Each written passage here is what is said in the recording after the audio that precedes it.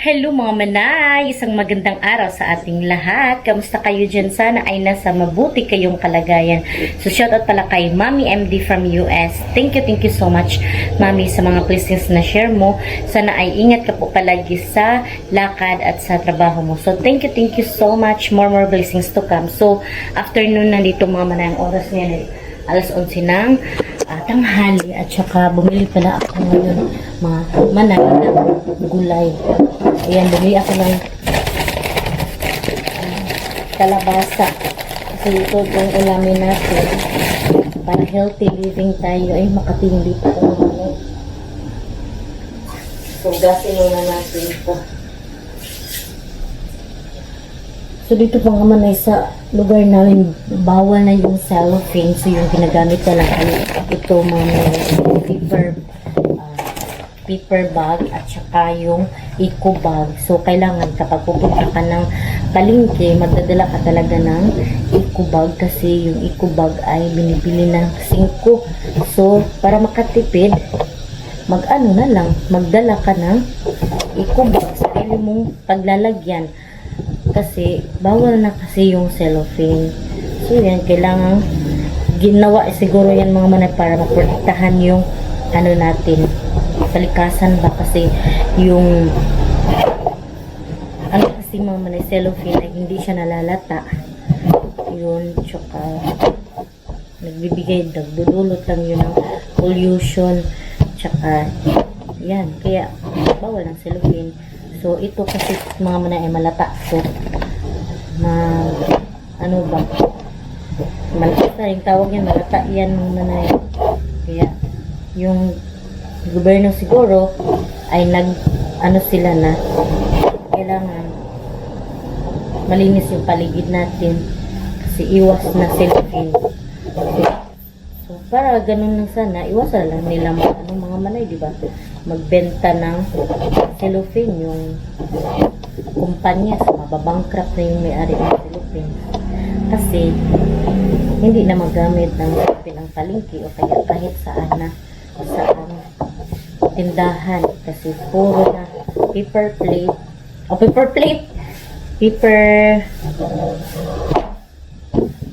bag na yung mga ginagamit eh. So, yan, okay lang naman, di ba? Para iwas pollution kasi para malinis yung paligid natin. Ayan, ano tayo gulay-gulay mga manibas para masustansya yung kinakain natin.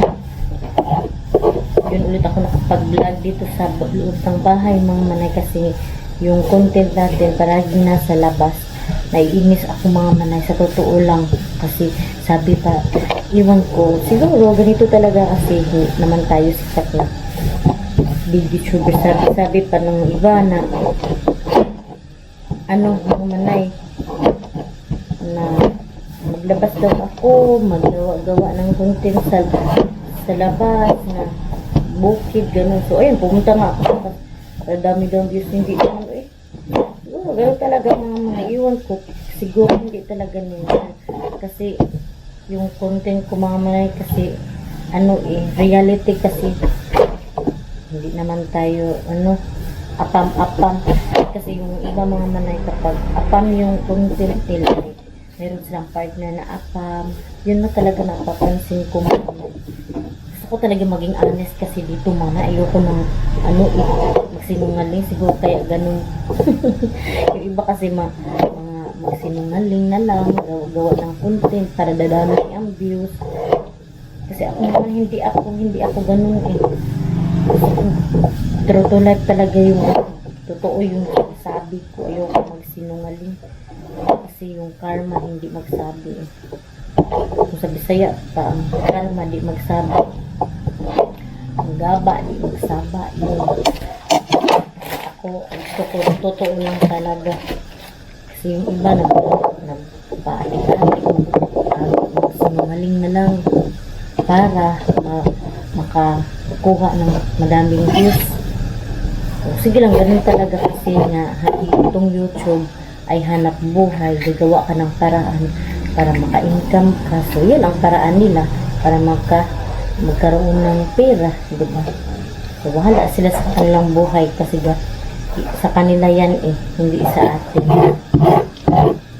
So yan mamay, alam niyo mamay, nalungkot talaga ako kasi yung tanong ko na mga sili mga manay namatay sa sobrang alaga ng Mr. D kasi nabunuhan niya kasi hindi alam ni Mr. na mamamatay yung halaman kapag nasubraan ng abono. So ipapakita ko sa inyo mamaya mga manay pagkatapos pagka alas 11:30 kasi mga manay magsundo ako kay Phyllis ano po ako sa kanya magsundo ako sa kanya alas 11:30 at saka may meeting kami alas 1 sa paaralan. So ang dami kong gawain talaga mga manay, talaga ang buhay ina. So dito na naman ulit tayo sa loob ng bahay. Sana wag kayong magsawa, yung iba nagsawa manood sa akin kasi nasa bahay lang. Tapos yung iba nga ayun ang manood, baka na bored na sa content ko. Kasi nasa bahay kasi, pero ganun talaga mga namanay kasi hintay lang tayo na mag-bloom yung content natin, ganyan kasi kung yung content creator maghintay tayo kung kailan tayo mag-bloom kasi hindi tayo sikat. Yan, lumindol yung camera ko mga nanay. Hindi tayo sikat at saka hindi naman pwera lang kung artista tayo, ganun mga manay. So, kailangan sipagan talaga. Pakita ko sa inyo yung ano mga manay, yung halaman ko.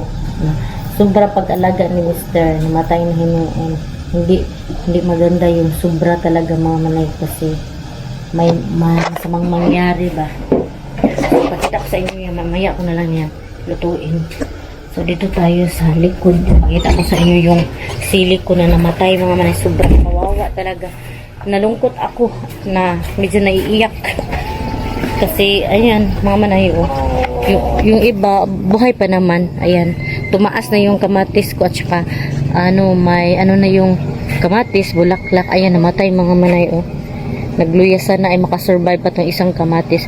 Ayan mo muna, ito yung sinasabi ko, yung sili namatay siya sa sobrang dami ng abono na nilagay ng aking Mr. Hindi niya alam na karoon pala ang side effect. So sana itong iba mga manay ay masurvive sila. Ayan, inabonuhan kasi niya at meron talagang namatay na talaga. Ayan mga manay, sobrang kawawa yung halaman kasi namatay na talaga siya. Ayan. So ito ay nasa labas to siya nakatambay. Tapos nilagay ko dito sa loob, baka ma-rescue lang siya pa siya. So ilagay ko dito kasi ayan meron pa, baka mabubuhay pa to. Sobrang kawawa talaga kasi imbes na lumaki na siya, namatay siya kasi sobrang dami ng abono na nilagay ni Mr. Nilagay niya dito dito ni-round talaga niya yung abono. Sa sobrang alaga ni Mr. nagbaka sakay na sobrang tumaba niya, namatay na hinuon.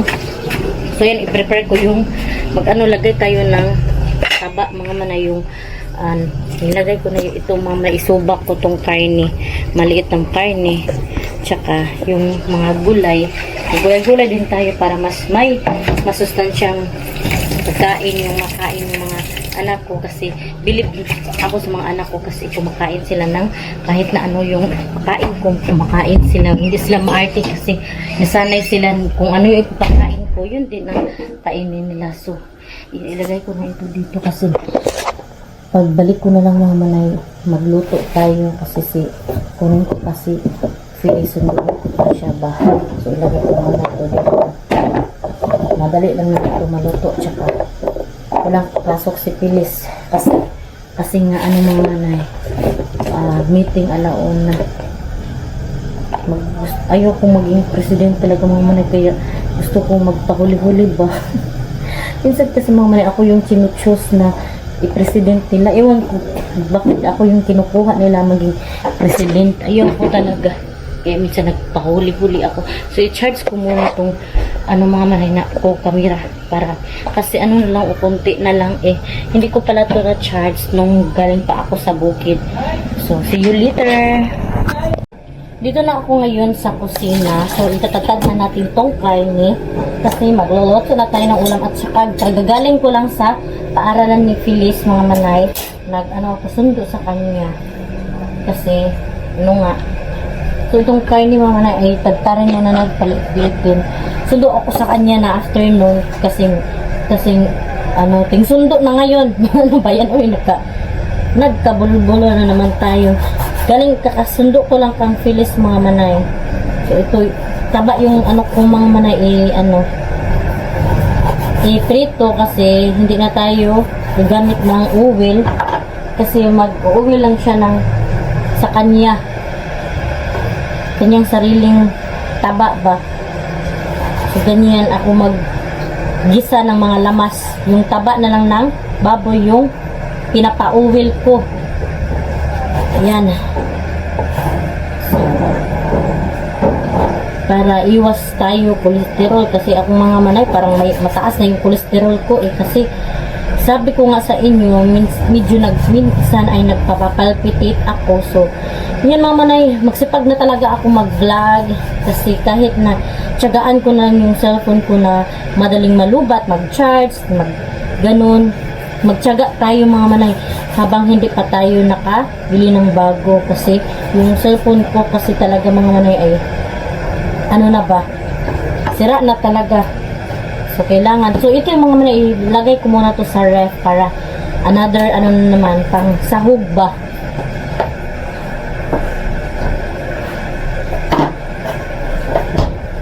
Tiyaga tayo sa pag-vlog mga manay kahit kunti lang yung views natin kasi ano, may ipon naman yung ano natin, sahod.